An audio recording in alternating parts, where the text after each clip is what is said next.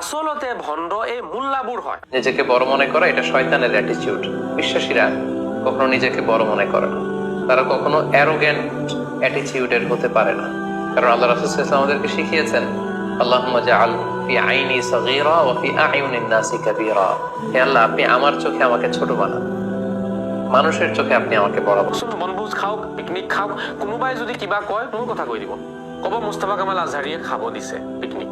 31শে December এই সমস্ত 31st night একটা কথা অলওয়েজ রিমাইন্ড ইউরসেলফ, এটা কখনো মুসলমানদের সংস্কৃতি হতে পারে না।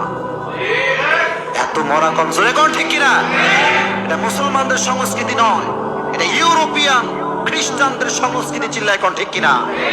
এটা মুসলমানদের সংস্কৃতি নয়। মুসলমান ঘরের সন্তান, মুসলমান ঘরের বাচ্চা কোনোদিন ইহুদি খ্রিস্টানদের কোন কালচারকে ফলো করতে পারবে? এটাই সত্য কথা। অসমৰ আটাইতকৈ ডাঙৰ মোল্লাজনক মই মাতি থৈছো, যেতিয়া মোৰ সন্মুখত বহিব দলিল মই দিম।